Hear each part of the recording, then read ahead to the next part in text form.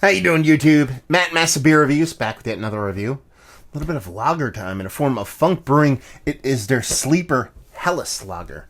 Yeah, I haven't had a funk beer in quite some time. Trying to think about it, I don't remember the last beer I actually reviewed from these guys. But my buddy Keith came by today, dropped off a couple cans of funk. He actually moved recently to that area, so I'm excited to give it a whirl because most of the stuff I've had from Funk has been hop forward stuff. A lot of hazy IPAs, things of that sort. And yeah, I don't think I've ever had a lager from them. So yeah, let's dive in. What does it say here? Photo by Scott Ross Adams. Is brewed and canned by Funk Brewing, Emmaus, PA. Sleeper Helles Lager. It's 4.9% alcohol by volume. And this be canned about 3 months ago. Helles lager should be fine, but yeah, it's a pretty killer picture. Decent label, something of a departure from what you typically see from Funk.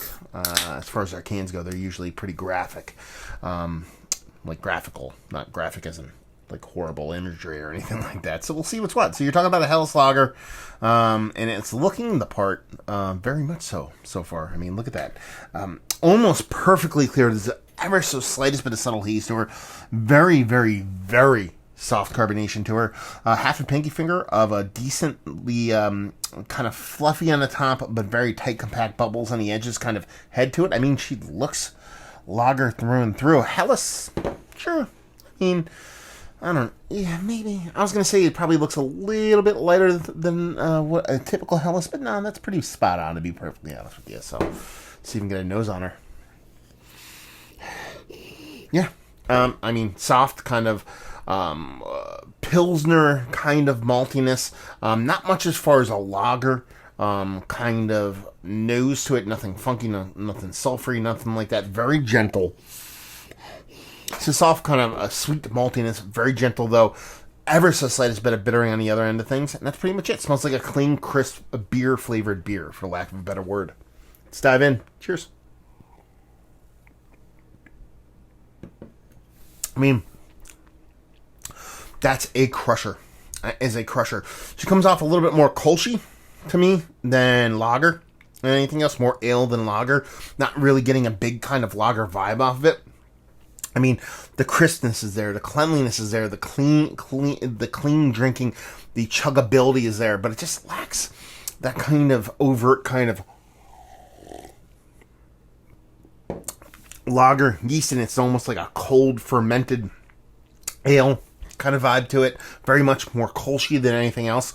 It's got a nice sweet maltiness, something a little bit beefier than a base kind of Pilsner malt, with a little bit of soft, very soft, maybe slight melon leaning kind of hoppiness in there, a little bit of bittering, a little bit of melon going on, and done. I mean, it's a crusher. It's what you want to drink all day, and it's doing what it's doing, and it's doing pretty damn well.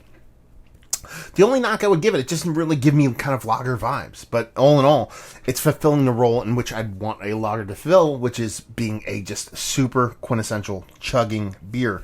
A lot of people nowadays, weird to say this because I think it's actually flipping the script now, but a lot of American-born lagers, Pilsner, Helles, things like that, people have Americanized them so much that they rarely resemble their kind of original counterparts. They're just super hopped or unfiltered, this, that, and the other thing.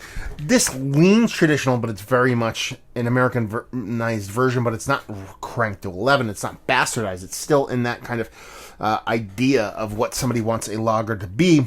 It's just not showing those lager yeasty vibes all that much, but at the same time, it's still staying a really clean, well-made, chuggable kind of beer. Like I said, more of a cold, fermented kind of ale yeast as opposed to a lager. But all in all, it's pretty nice. Soft malt character to it, a little bit of bittering, with a touch of melon on it. Drink it all day. So let's talk about it. It's one of the better Helles I've had as of late. It's worthy of being in the conversation. There's ones that I've had that do me a bit better. The ones that go uber traditional really kind of do me proper.